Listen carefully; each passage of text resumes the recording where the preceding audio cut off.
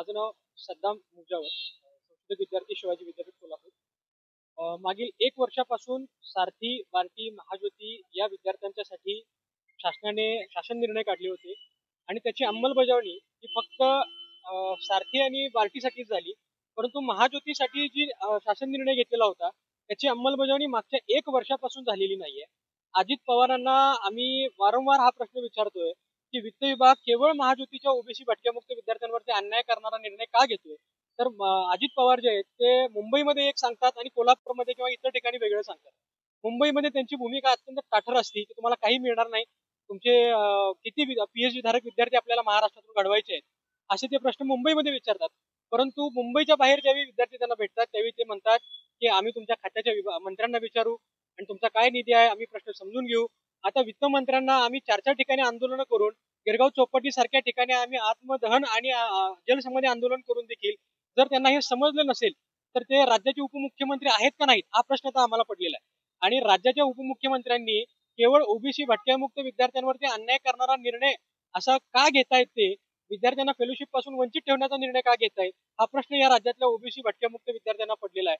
माझी राज्यातल्या मुख्यमंत्र्यांना विनंती आहे की जशा पद्धतीनं कॅबिनेटमध्ये मंत्रिमंडळामध्ये बैठकीमध्ये निर्णय घेऊन सारथी आणि महाज्योती पार्टीला जो निधी वर्ग केला गेला त्यांना आवश्यक निधी, त्याच पद्धतीनं या विद्यार्थ्यांवरती अन्याय न करत मंत्रिमंडळ बैठकीमध्येच यांना निधी देण्यात यावा. 126 कोटी म्हणजे खूप मोठा निधी नाहीये, तर तो निधी मुख्यमंत्र्यांनी पुढाकार घेऊन या ओबीसी भटक्यामुक्त विद्यार्थ्यांना न्याय देण्याचा भूमिका घ्यावी अशी आम्हाला त्यांना कळकळीची विनंती करायची आहे. अन्यथा आम्हाला राज्यभर आंदोलन करण्याची भूमिका घ्यावी लागेल आणि त्याची ठिणगी कोल्हापुरातून पडेल. नमस्कार, मी संशोधक विद्यार्थिनी सुप्रिया देवीदास पवार, शिवाजी विद्यापीठ कोल्हापूर, हिंदी विभाग. माझा फक्त एका मंत्र्याला प्रश्न नसून सगळ्याच मंत्र्यांना किंवा सरकारला माझा हा एकच प्रश्न आहे की महाज्योतीमध्ये जे संशोधन करणाऱ्या ज्या विद्यार्थिनी आहेत, ज्या मुली आहेत, त्या 70% जास्त आहेत. तर तुम्ही लाडकी बहिणीला 1500 रुपये वाटता, नक्कीच त्यांचा त्यात भागत नसणार आहे. तर हा महाज्योतीमध्ये पीएचडी करणारे पीएचडी करणाऱ्या ज्या संशोधित विद्यार्थिनी आहेत, ह्या तुमच्या लाडक्या बहिणी नाहीत का? म्हणजे लाडक्या बहिणी तर तुम्ही एका ठिकाणी म्हणता की ह्या तुमच्या लाडक्या बहिणी आहेत, तर मग लाडक्या बहिणी शिकावं, त्यांची प्रगती व्हावं असं तुम्हाला वाटत नाही का? तर तुम्ही सारथी बार्टीला निधी देता आणि मग महाज्योतीला देत नाही का? मग सारथी आणि बार्टी तुपाशी तर महाज्योती उपाशी का? हा माझा एकच प्रश्न आहे त्यांना. धन्यवाद.